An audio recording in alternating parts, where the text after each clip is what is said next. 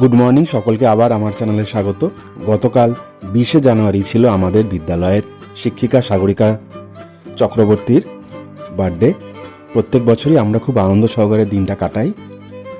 আর সাগরিকা ম্যামের বার্থডে মানে প্রচুর বন্ধুবান্ধব, প্রচুর শিক্ষক শিক্ষিকাদের দেখা মিলবে সেই অনুষ্ঠানে, সেটাই কাম্য।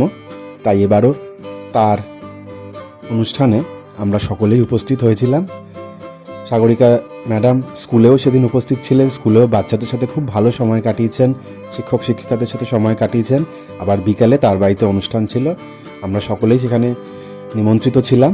যথাসময়ে আমরা সেখানে উপস্থিত হয়েছি সাগরিকা ম্যাডামের বাড়িতে। খুব সুন্দরভাবে সাজানো ম্যাডামের বাড়ি, আর ম্যাডামের ফ্ল্যাটে ম্যাডামের সমস্ত আত্মীয় স্বজনরাও এসেছিলেন। খুব আনন্দ সহকারে দিনটা আমরা কাটাবো আজকে। চলুন, আশা করি আপনাদেরও ভালো লাগবে। আর সবচেয়ে আকর্ষণীয় বিষয় হলো যে সাগরিকা ম্যাডামের মেয়ে এবং আরও অনেক ছোট বাচ্চাদের সাথে আমাদের সেখানে দেখা হবে। দেখতে পাচ্ছেন কেক চলে এসছে, আমরাই অনেক দেরি করে এসেছি, কেক অনেক আগেই চলে এসছে।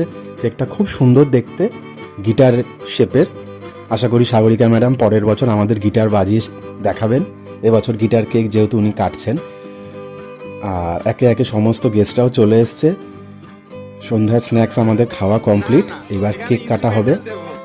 আনন্দ উৎসবে সবাই মেতে উঠেছি, গান চলছে, বার্থডে সং চলছে।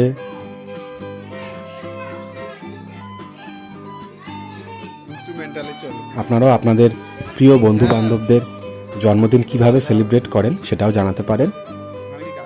এখানে আমাদের আয়োজন না, এখানে ম্যাডামের বাড়ির লোকই আয়োজন করেছে। আমরা স্কুলে হয়তো ছোট্ট কেক কেটে আয়োজন করি, কিন্তু এখন এসআইআর এর কাজের জন্য বেশিরভাগ শিক্ষক শিক্ষিকাই স্কুলে আসছেন না, তাই সেই আয়োজন এবছর আর করা গেলই না।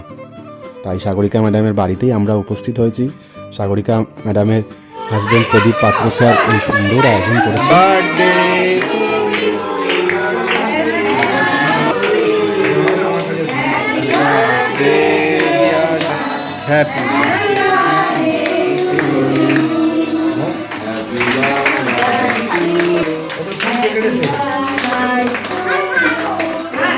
এই তো আসো।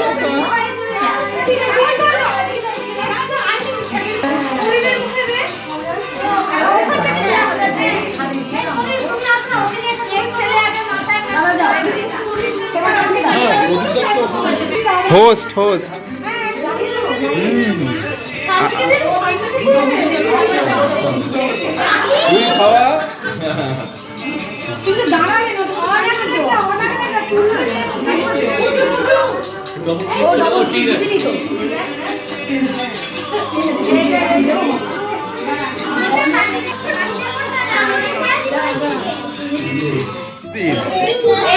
মায়ের জন্মদিন কেমন হয়েছে? ভালো হয়েছে। তোমরা কি করছো কেক থেকে? টপাটপ খেয়ে যাচ্ছে।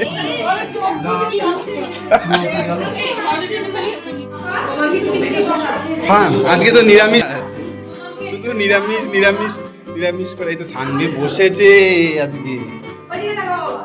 এই ভালো হয়েছে, খাও, লজ্জা একদম পাবে না।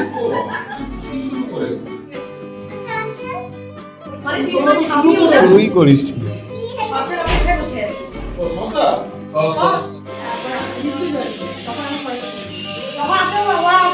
আরে অর্ক খাবি না?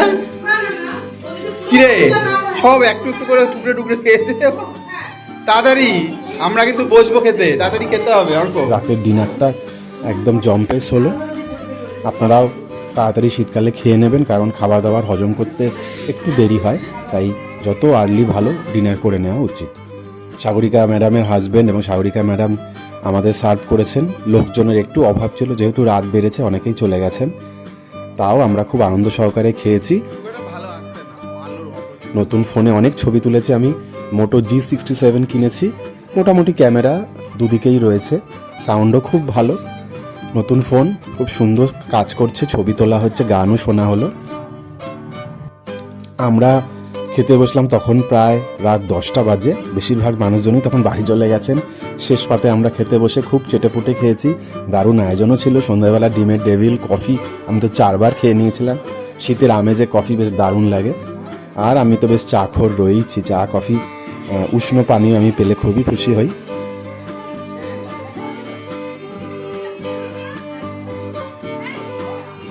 খেয়ে দিয়ে একদম আমি এক ছুট, কারণ রাত্রি প্রায় 11টা বাজে, এরপরে আর ট্রেন পাবো না বেলঘরিয়া থেকে, দেরি হয়ে যাবে। একই শীতকাল, আর বেলঘরিয়া ফ্লাইওভার যেহেতু বন্ধ রয়েছে তাই অনেক ট্রেনের টাইমের শিডিউল পরিবর্তন হয়েছে, লেট করছে, খুব ভোগান্তির শিকার হচ্ছেন সকলে।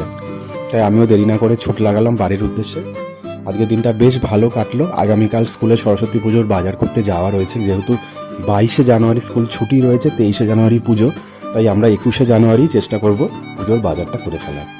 আপনাদের বাড়িতেও নিশ্চয়ই সরস্বতী পুজোর আয়োজন হচ্ছে বা স্কুলে হচ্ছে, কেমন করছেন অবশ্যই জানাবেন। সকলকে সরস্বতী পুজোর অনেক অনেক শুভেচ্ছা এবং গণেশ পুজোর অনেক অনেক শুভেচ্ছা। সকলে ভালো থাকবেন, সুস্থ থাকবেন। সকলের সাথে আবার দেখা হবে অন্য কোনো ভিডিওতে। শুভরাত্রি।